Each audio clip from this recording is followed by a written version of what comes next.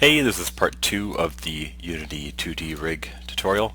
In the last video I put together an atlas of a character which I had drawn all the separate parts of, and we went through meticulously inside the sprite editor, naming and setting pivots for all of our pieces. So in this video we're going to put them all together inside a hierarchy view and create an actual rig. First thing I always recommend for a new character, and this isn't just for 2D characters, this is for 3D characters and all sorts of other characters, is always create a new empty game object that just sits on top of the hierarchy.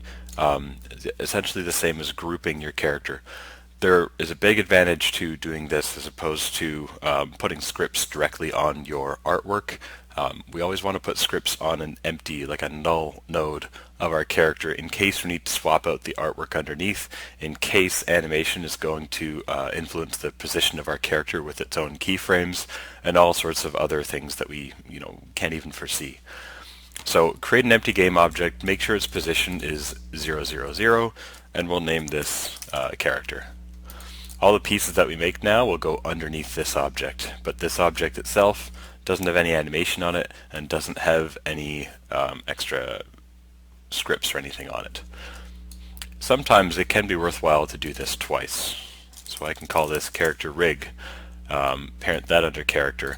So now we have our character group.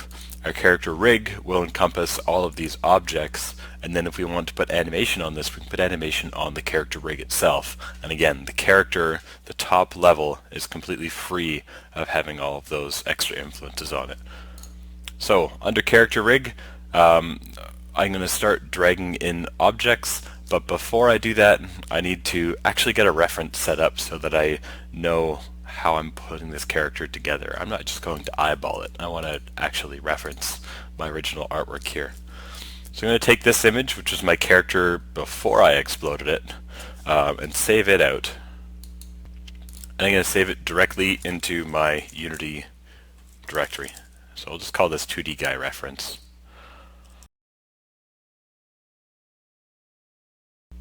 I'll make him into a sprite, just so I can easily throw him directly into my scene. I don't need my game view for this, so I'm going to put it inside a tab here. I want to make sure I'm working in 2D view because we are building a 2D character. And so that I don't confuse this with my other character, I'm going to put its order and layer to -10, just so that it's not going to pop up in front of my character.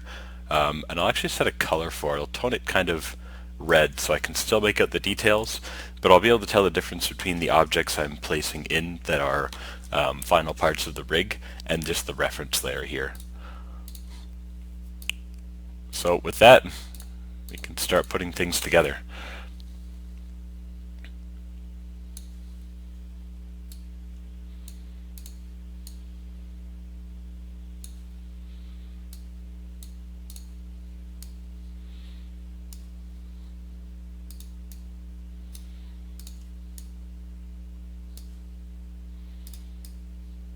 I like to go through an order from top to bottom just so I'm sure I don't miss anything.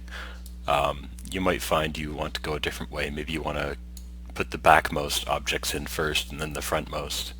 Whatever works for you. We are going to be changing the sorting, the order and layer later, so that stuff like this isn't covering up his head. But for now we'll just make sure all the pieces are in the right position first.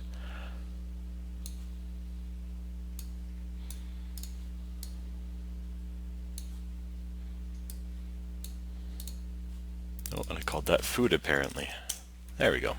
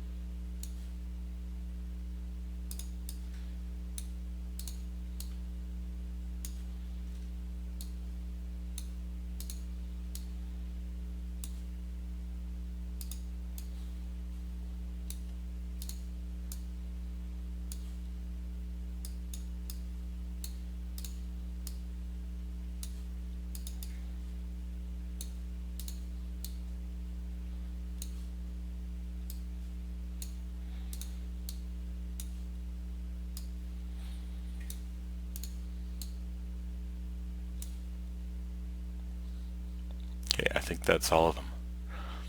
Right, so now we can see the layer sorting is terrible here.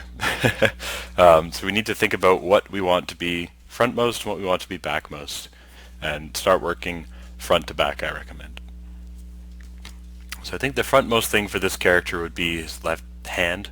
So I'll make that order and layer 10. I shouldn't need more than 10 layers if I want to be really safe and really careful and not have to worry about using up all these numbers, so that I want to put like 9.5 or something to add more layers. I could start at a higher number like 50. So left hand, left arm lower should be behind that, so we'll do 49. Left arm upper should be in front of that, so we'll go 50 again. The shoulder should be 51. There you go. See, that's already higher than I thought I would need. Torso front, 49. 48 perhaps, to be a little safer. This can be 46 because the head's going to go in between. 47. Cloth front, 49 I think works well here. Yep, 49's good. Cloth back, that's going to be quite low. I don't think it's supposed to be in front of anything, so let's leave it at 0 for now.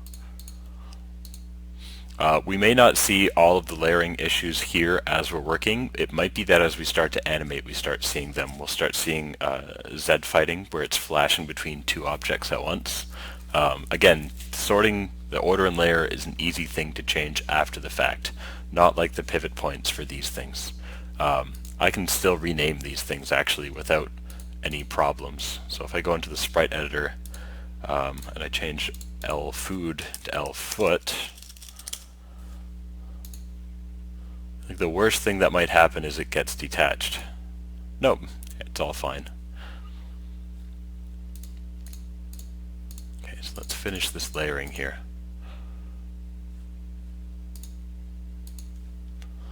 Foot should be pretty low. I think this will be in front of the back leg, but that's all.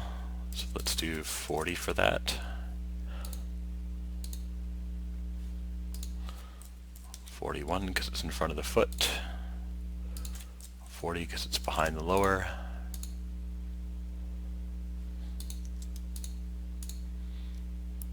I can also set for multiple objects at once, so I can say this entire back arm is going to be 30, and then within that I can make more decisions to say, you know, arm lower is 30, but arm upper is going to be 29.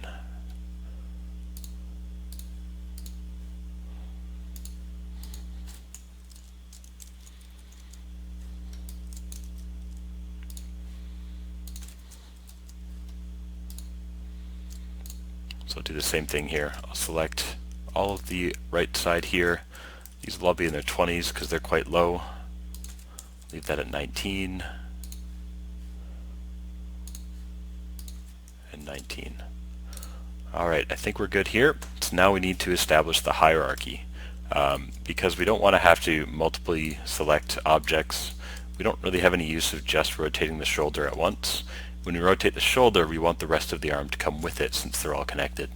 So now we're going to take things like L arm upper, parent that under shoulder, arm lower under that, hand under that. So now we have this hierarchy where I can rotate the shoulder, or I can rotate it by the upper arm, or I can rotate it by the lower arm, or the hand, and you can see this will be much, much easier to animate with. So I'll just go through and do that for the rest of the character. So we've got arm upper going under shoulder, arm lower going under arm upper, etc.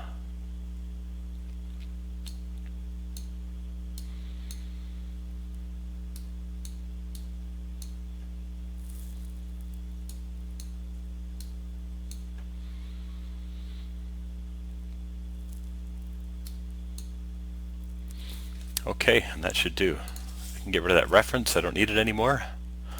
We can play around with this a little bit just to see if it is suiting our needs.